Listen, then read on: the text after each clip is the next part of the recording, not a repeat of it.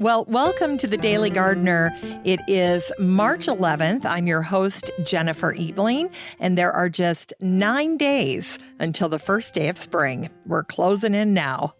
Today, we celebrate a botanical illustrator who's remembered as one of the greats from the 17th century. And we also learn about a woman who battled the prickly pear cactus. Not an easy thing to do. And we'll hear an excerpt from an expert on growing giant hybrid delphinium, one of my favorite plants, and why we should really think of these as annuals and not perennials.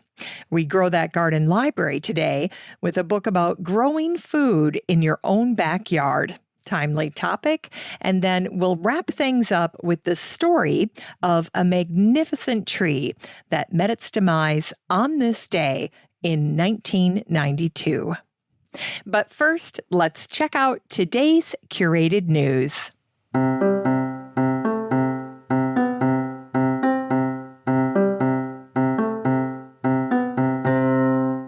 Today's curated news was written by Millie Hurst over at Ideal Home, and the title of this article is Plantswoman Sarah Raven Reveals Unconventional Tip for Growing Herbs, and it doesn't cost a penny. And the bottom line here is that Sarah likes to use cardboard toilet paper tubes. She saves them and then uses them as root trainers for many of her shrubby herbs. So think of things like rosemary, thyme, and sage. And she also uses them for other plants. In fact, Sarah says that they're brilliant for sweet peas and beans because all legumes will thrive with a long root run. Now, here's how Sarah explains it. When these seeds begin to germinate, they send down one long root. But the minute the root encounters something, it's going to send out side shoots. So one of the ways that you can eliminate that is by planting the seed inside one of these cardboard tubes, because that will train the root to keep going down. And so what's so great about using a root trainer is that they're tall and narrow, and they help that root grow straight down instead of laterally. Now, Millie shares more details about Sarah's tips regarding this in her post. So if you'd like to check it out and you're in the Facebook group for the show, just use the little search icon there and then type in the word Raven, and Millie's post will pop up, and then you can read all about it for yourself. And if you're not in the Facebook group for the show yet, don't worry about it. It's so easy to join. Just try to remember the next time you're on Facebook, head on up to the search bar, type in Daily Gardener Community, where you'd search for a friend, and then request to join. I'd love to meet you in the group. It's time for Botanical History.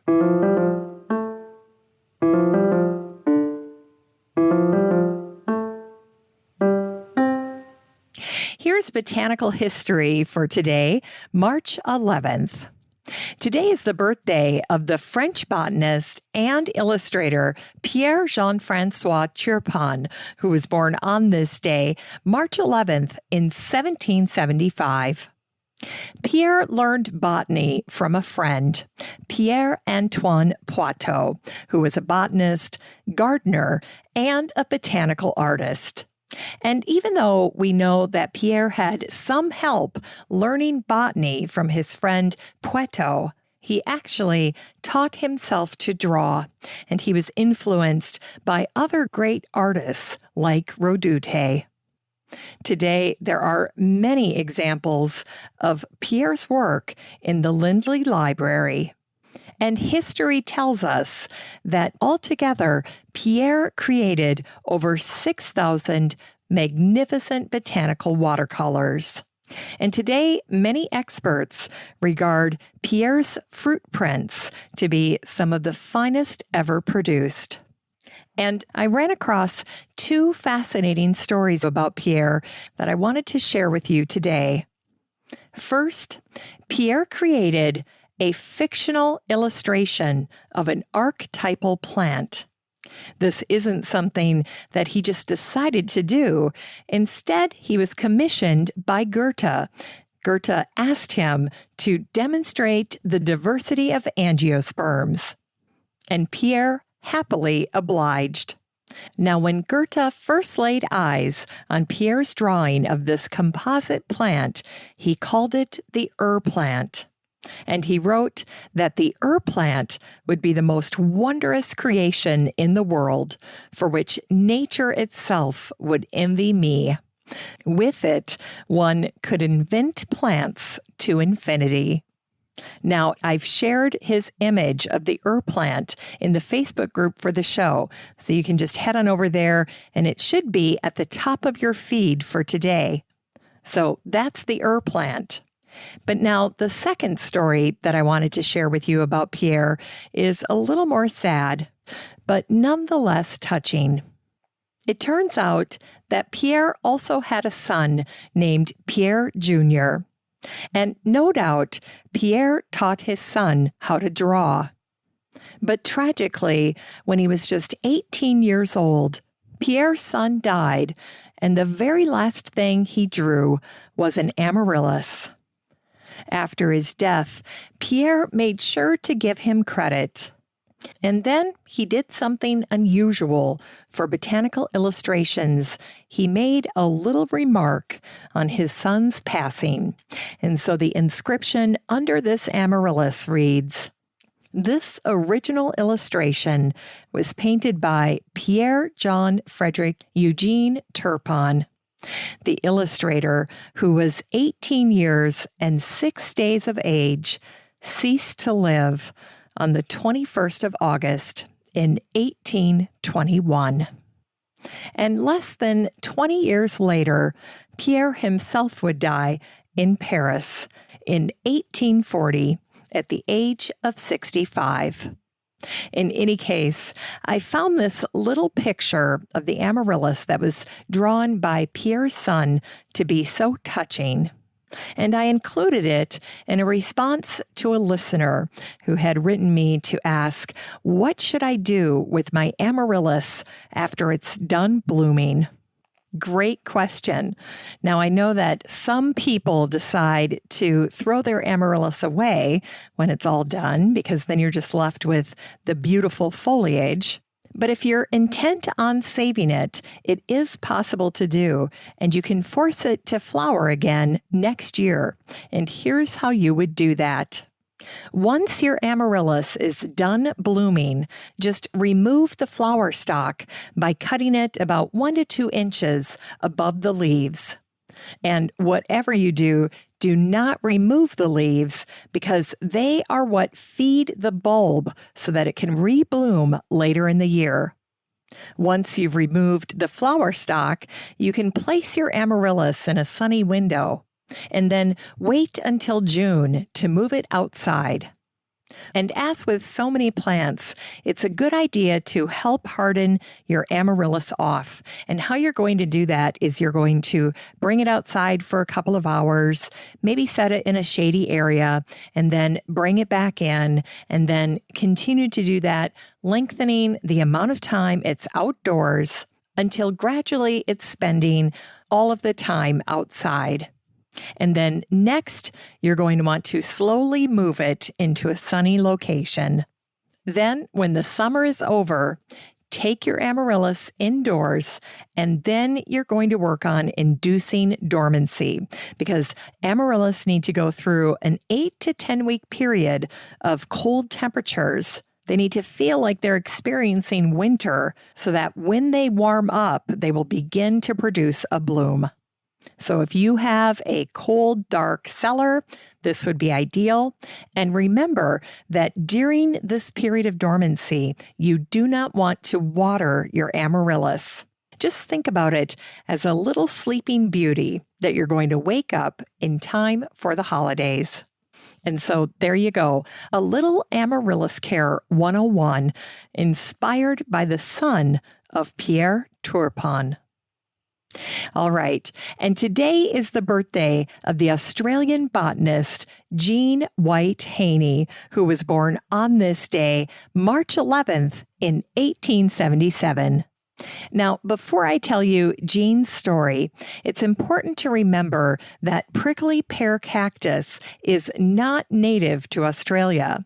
In fact, it was a Captain Arthur Phillip who brought the prickly pear from Rio de Janeiro to Australia way back in 1787. As with many invasives, the prickly pear was actually cultivated and distributed throughout Australia. And by 1912, Jean was put in charge of tackling the prickly pear problem. Jean was just the woman for the job. In fact, her appointment marked the first time that a woman held a scientific leadership position in the Australian government. And while Jean did this job, she worked in a little house in a remote town between Miles and Roma, and she reflected on her experience this way. It was in the midst of the thickest pear, a desolate little place where living was primitive. I was young then and still rather nervous, but I insisted on not being given any special privileges because of being a woman. If you do that, you make it harder for all women to engage in research. The inevitable response to any suggestion that a woman should be sent out on field work is, but she couldn't live out there alone. Failures of women who cannot rough it would naturally be magnified. I lived in the little public house there and worked on my fascinating job with all the enthusiasm of those who see small beginnings to great ends. And the methods chosen for experiment were the introduction of suitable insects and poison. Jean's work with the prickly pear led her to meet an American scientist named Victor Haney. And by 1915, the two were married. And 15 years later, the couple moved to the United States, where Jean and her husband lived the rest of their lives. Now, as for the prickly pear, here are some fun facts. The leaves of the pear, known as pads, are actually not leaves at all, but modified branches. And as you might have suspected, those pads are perfectly suited for water storage, photosynthesis, and flower production. And while you might think that the prickly pear can only grow in hot climates, many prickly pear are cold hardy, and they can survive temperatures as low as 30 degrees below zero. And finally, here's something you might not have known. The prickly pear is actually a great pollinator plant. In fact, Charles Darwin noticed that the flowers of the prickly pear cactus had thigmotactic anthers, and that just means that they like to curl over and then deposit their pollen when they're touched. And apparently, the bees love it. It's time for Unearthed Words.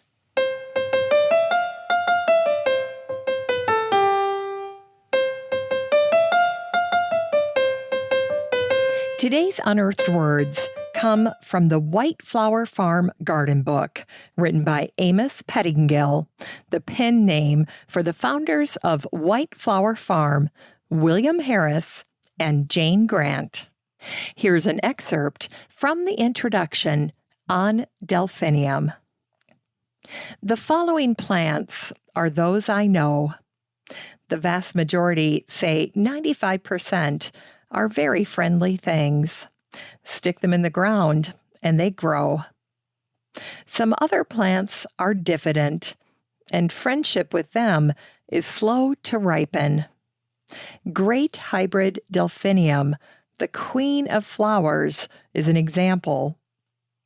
The reader will recall that the first time I produced perennials, the 6 to 7 foot delphinium stalks were so sensational that I gave up golf for gardening.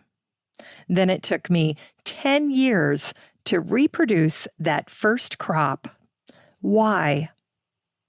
During that time, I also learned that a 1-year-old field-grown delphinium, still the standard in the trade, is a fraud. If we can't transplant the things successfully in the nursery, and we never can, one needs little imagination to realize what a problem such plants are to the home gardener. The successful transplant is one started from seed in a 3-inch peat pot in a greenhouse in January. If planted early in a rich border, it will hit 6 feet by the end of July.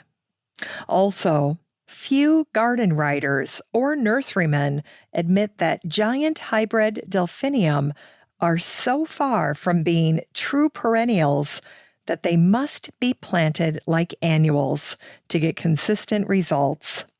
But that's God's truth about lovely things.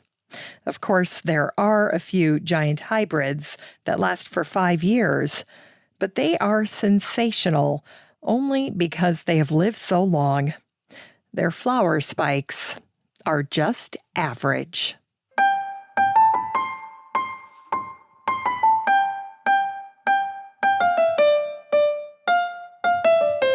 It's time to grow that garden library with today's book, Food Grown Right in Your Backyard, by Colin McCreight and Brad Holm. This book came out in 2012, and the subtitle is A Beginner's Guide to Growing Crops at Home. Well, this book has a special place in my heart because it's one of the first books I bought to learn how to grow food in my own backyard. Colin and Brad founded the Seattle Urban Farm Company, and they love to answer questions that are posed by first-time gardeners, such as, do I really need to buy fertilizer? What on earth is that creature doing on my tomatoes? Or, my backyard is too small. How can I make space for a garden? Well, luckily, Colin and Brad answer all of these questions and more. Their book covers garden size and design for any setting, including container gardens, and they also cover soil types and watering and irrigation, and then go into things like plant profiles, garden tools, and crop planning. And I love what Urban Farm Magazine wrote about Colin and Brad's book. They said, Colin and Brad prove that anyone can develop a green thumb. I can't think of any higher praise. This book is 320 pages of a backyard gardening masterclass, helping you to grow food in your own backyard. You can get a copy of Food Grown Right in Your Backyard by Colin McCreight and Brad Holm and support the show using the Amazon link in today's show notes for around $15.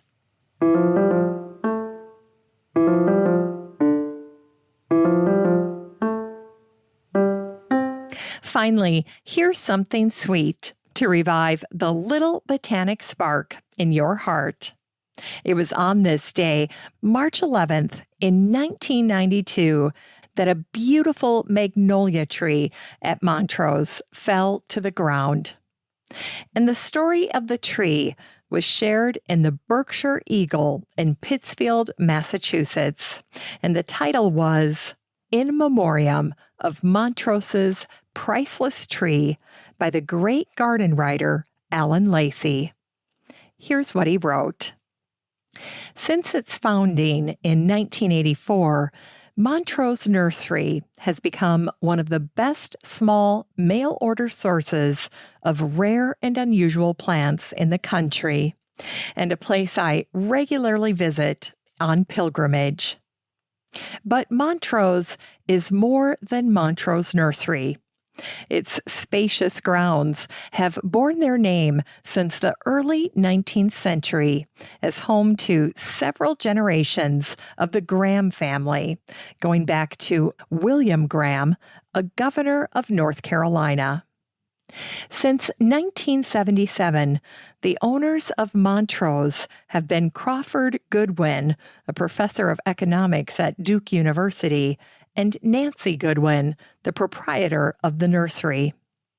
But the Goodwins say they are primarily stewards of this historic property, and I have long suspected that its true owners are not human beings, but trees. Billowing hedges of ancient boxwood embrace the two-story White House and define parts of the garden, separating it from a rolling meadow that in March is a sea of daffodils. Above the garden and its broad green lawns, trees stand sentinel. But one tree in particular has always seemed emblematic of Montrose. A cucumber magnolia, Magnolia acuminata, growing by the driveway of crushed bluestone just where it curves past the house. This tree, who can bear to talk of it in the past tense, comes suddenly into view from lower down the hill, where the lane passes between hollies on one side, hemlocks on the other. It can be taken in its entirety at a single glance, despite its vast proportions and the complexity of its structure. Now, this particular cucumber magnolia, by any reckoning 100 feet high and at least 250 years old, is, alas, was, the most powerful in its beauty in winter. This tree was more than a tree. It was endowed with energy that bordered on something beyond the natural order. I have shifted to the past tense, for the Montrose magnolia is no more. For several years, it had developed a noticeable lean, more and more pronounced. Tree surgeons were called to remove some branches and limbs in hopes of saving it in a severe storm. But on March 11th, 1992, late in the day, and in only a moderate wind, it toppled to the ground, blocking the driveway and badly damaging a huge fir nearby. I arrived at Montrose the next morning, unprepared to discover that the tree had gone to earth. Douglas Rurin, Nancy Goodwin's associate at the nursery, said very little. Neither did I. There were no words. But Douglas scattered camellia and daffodil blossoms along the prostrate trunk. 5 workers arrived with chainsaws and forklifts and took 3 days to remove the tree, piece by piece, to a place in the nearby woods where it will decompose, enriching the soil with its substance. In its life, this tree spanned much history. It was a sapling when Hillsborough was a capital of the colony of North Carolina. Cornwallis's troops, rumor has it, camped in the meadow below during part of the British attempt to crush the American Rebellion. The tree lived through other wars and rumors of wars, through periods of prosperity and periods of economic distress. This tree had many friends, and they mourn its loss, passing on the news by telephone. They called the Goodwins to offer sympathy and to express their conviction that when this magnolia fell, it left a wound in the world that will not soon heal. Thanks for listening to The Daily Gardener, and remember, for a happy, healthy life, garden every day. Hey, thanks for spending part of your day with the Daily Gardener. If you want to read even more botanical brevities, just head on over to thedailygardener.org. That's where you can find all the stories, biographies, and books that I share on the show. And while you're there, be sure to sign up for my free Friday newsletter. It has lots of goodies in it, and I try to make the newsletter like you're getting a marvelous letter from a garden friend. You can always find the Daily Gardener on all your favorite social media. You can follow the show on Twitter, and you have a standing invitation to join the free Facebook group for listeners of the show. Just search for Daily Gardener Community the next time you're on Facebook and request to join. Last but not least, you can easily share your gardener greetings or book submissions by emailing me at jennifer@thedailygardener.org. The Daily Gardener is produced in lovely Maple Grove in Wyoming, Minnesota, with the help of Paige Mance, Brooke Bierbaum, and Eric Begay. I'm your host, Jennifer Ebling, and as always, have a great day in the garden, and we'll see you tomorrow.